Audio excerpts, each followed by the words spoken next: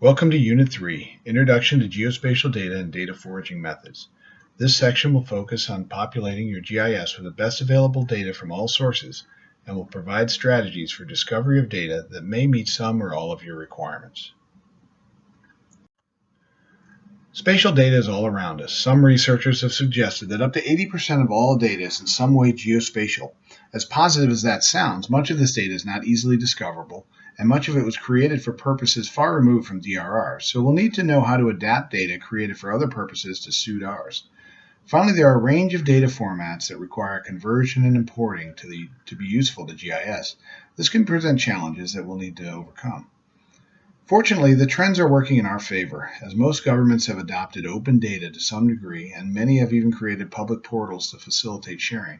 The tide of official data is rising. Also, OpenStreetMap provides a platform for creating, sharing, and downloading increasingly high quality and complete GIS datasets. Again, we must start with our foundations. Geospatial data is simply data that relates to an unambiguous location. It can do this explicitly by having coordinates or in a geo-enabled database having an associated geometry representation. Or it can do it implicitly by having information that can relate to something spatial like street addresses that are interpolated to find their location. These representations can either be a point, line, or area, and the geographic feature may have one to hundreds of attributes recorded. From my example mentioned in Unit 2, the bus stop work I supported maintained a database of records for each bus stop with 142 elements of information and 3 digital photographs for each of the county's 5,400 bus stops. Amazing detail, but important for maintaining those community assets. Structured geographic information falls into one of 3 categories, which we'll discuss in greater detail within this unit: raster, vector, and tabular. Unstructured geographic information is that found within narrative reports, emails, and other sources, and requires some processing to be consumable by GIS.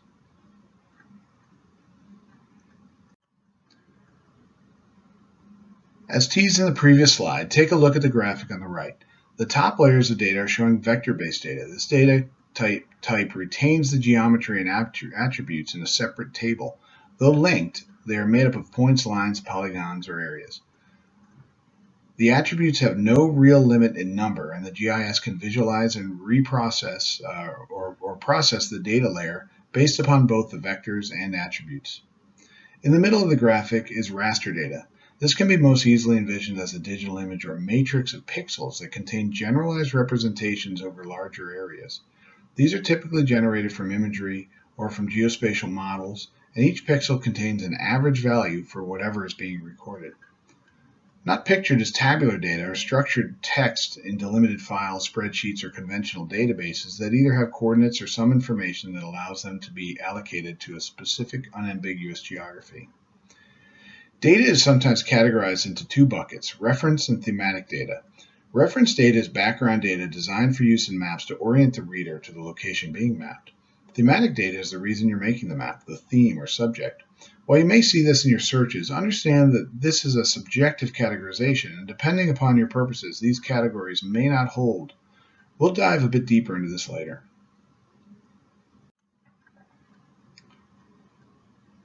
Raster data is created from imagery systems such as remote sensing satellites or aerial photography, geoprocessing that converts point arrays into rasters, or models that interpolate a sampling of points such as elevation observations into terrain models.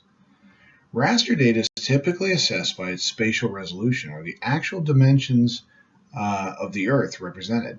For imagery, the spatial resolution can range from 6 inches, or 36 square inches per pixel, to 250 meters, which is 62,500 meters per pixel. So this makes a big difference. One should also note the processes the raster underwent prior to acquisition. The process of this spatial alignment with other data and its date of creation and acquisition are important. Always try to insist on your source providing metadata. This is the data about the data, and read it carefully prior to use. Vector data is typically traced or digitized from imagery or existing in maps, but can also be produced through field surveys. It can be interpolated from raster data and can be imported from tabular sources. In evaluating vector data, carefully review any metadata provided. This will describe who created the data and for what purpose. It may describe appropriate uses and distribution limitations that may also be important. Also look carefully at the attribute table. Like a spreadsheet, the attributes are managed in columns and rows, and each column has a data type that may have controls over what can be entered. Consider the accuracy, precision, and completeness and currency, or how recently the data was produced. Unlike raster data that becomes unreadable as you zoom in, and the image turns blocky as the pixels get bigger, vectors drop the same regardless of scale. This has a potential for the use of vector data at scales that exceed the original data. This can be misleading and can corrupt your analysis. Finally, we have tabular data. As mentioned previously, this is spreadsheets, delimited text files, or databases that contain lists of records that can be imported into raster or vector data for use in the GIS. It may have explicit geographic locations such as lat-long coordinates, or implicit locations that can be assigned using an additional process like address matching, where a street address is translated into a location, or joining, where a unique identifier allows the data to be linked to existing vector data. It's worth noting that the tools exist and are becoming more commonplace that can search through unstructured textual data to create geographic information. But these are complex, expensive, and not readily available. So we'll note their existence but not dwell on them here. Keep an eye on them though.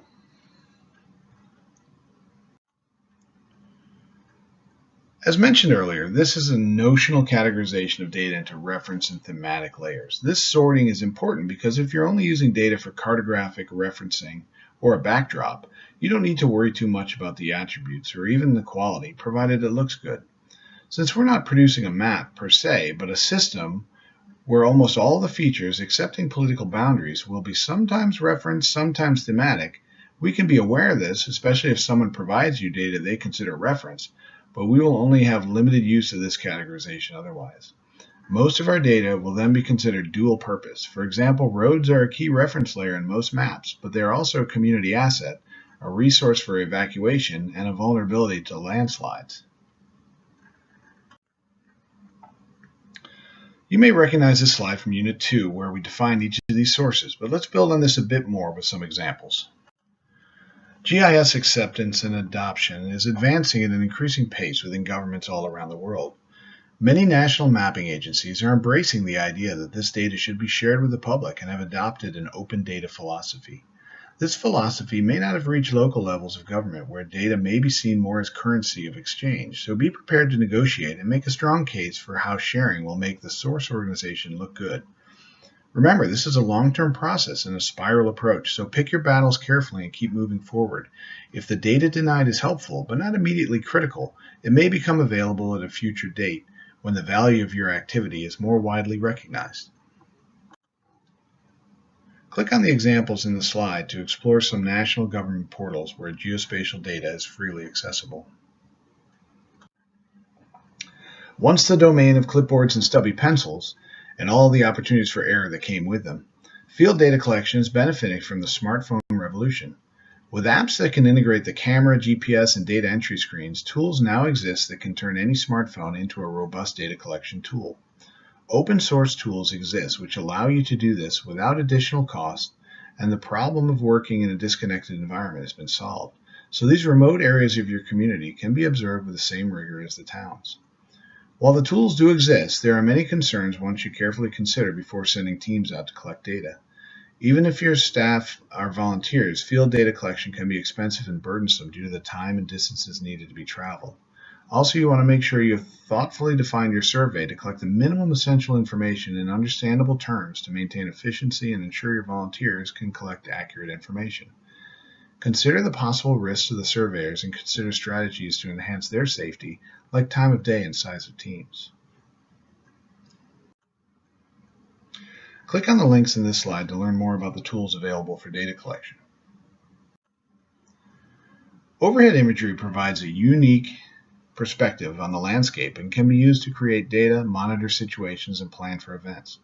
It's increasingly available in the public domain through platforms like Google Earth, Microsoft Bing, and ArcGIS Earth. It can be used in combination with field data collection to provide a more complete inventory of observations. Imagery within GIS does have some challenges as the files can be large and processor intensive, but typically imagery is used for two purposes: to provide a base map, and for extracting information into vector format. If you have access to multiple dates of imagery, it can be used to show changes as well. As a base map, it provides a perspective that some users prefer, but be aware that others are not familiar with imagery and may prefer conventional vector reference maps. For tracing vectors, we use a technique called heads-up digitizing, which is a great improvement over the previous technique of tracing the images printed and stuck to a large digitizing table. This allows the user to adjust the image on the screen and trace points, lines, and areas with relative ease. We'll perform some heads-up digitizing in an upcoming exercise. Imagery after a disaster event can be very useful in helping to capture the extents and impacts for recovery planning and understanding the nature of similar hazard events and their consequences within your community. That being said, professional aerial imagery and satellite imagery can be expensive to acquire, and it may be equally useful to rent a private plane and take overhead pictures with a good camera. Imagery resources are available to the world through a number of portals. Typically, this free imagery is less commercially viable or has strict limits on use. Click on the links in the slide to explore a few of the options available.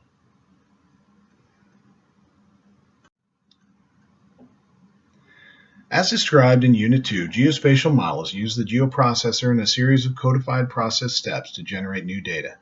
It can be used to create new data from a combination of layers or just one layer within space, like a simple buffering of roads. This leverages space and creates new data, but only requires one input layer. Building valid models requires engagement with specialized scientific communities who understand all the complex parameters associated with the desired research. Click on the hyperlinked images above to explore some hazard-related models. In situ sensors are often an overlooked source of geospatial information because they're as much about observations over time as they are concerned with location. While their location is known, it is static. Their vigilant recording of observations at that location is critical to understanding a range of phenomena. While the data collected at any location may be unique to that point, they're often arrayed in networks to allow for integration in models and interpolation into surfaces that can estimate conditions between the sensors. For example, many weather stations are used to create temperature, pressure, and rainfall maps.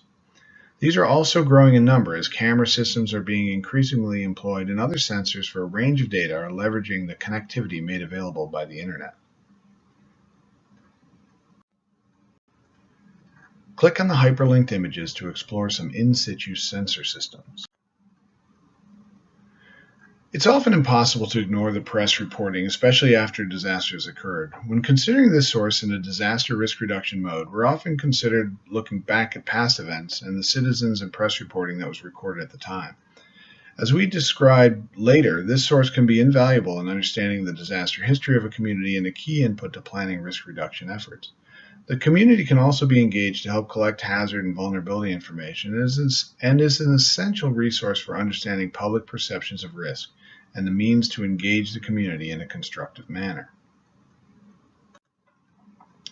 Click on the landslide image in the middle of the slide and consider the geographic information referenced by the announcer and the limitations of these descriptions for operational use. Let's shift gears a bit here and look at some strategies for discovering data that might not be served up on a portal or otherwise easy to find. First, we must set our standards before we prioritize our search. For each of our data layers, we'll need to understand the level of quality we require, understanding that we may need to enhance whatever we find.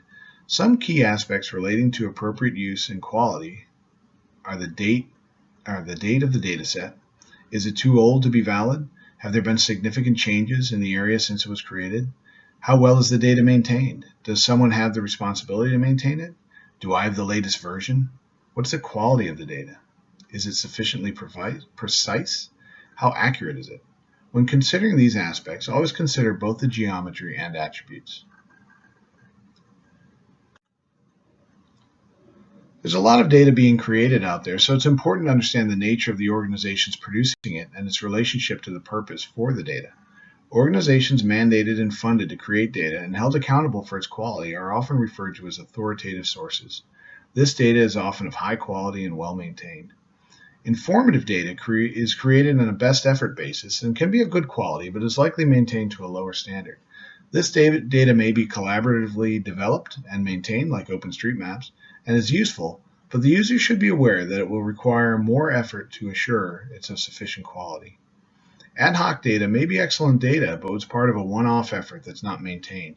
This type of data exists throughout the developing world where funds were provided for a study, but they were not sustained, and the data did not find its way into the stewardship of a capable, authoritative partner. Regardless of the source, when using data for disaster risk reduction, it's likely that you'll need to validate its quality and add attributes to make it useful. Before searching the world and your community for data, make sure you have a good idea of what you need and consider the model proposed here in making 3 lists. First, critical showstopper data, without which the analysis cannot be done. Second, important. It can make the analysis better, but we may be able to catch up and plug this in later if it's not available. And nice to have. Again, in this approach, this might be considered temporally in what would be great if we had it now, but perhaps we can get it later and upgrade our efforts at that time.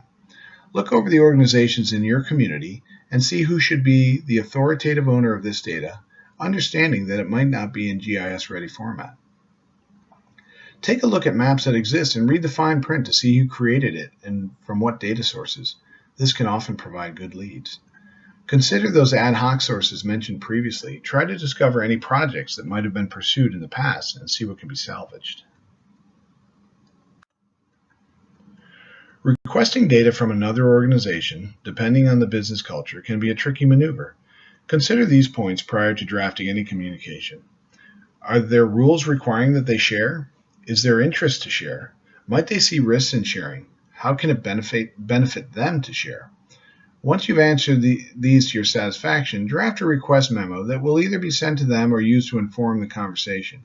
If making a formal request, be sure to do it right the first time and have it come from the proper level in your organization to the proper level in theirs. As stated before, DRR is unique, so it's likely that you'll need to create or enhance the data, so be prepared for this eventuality.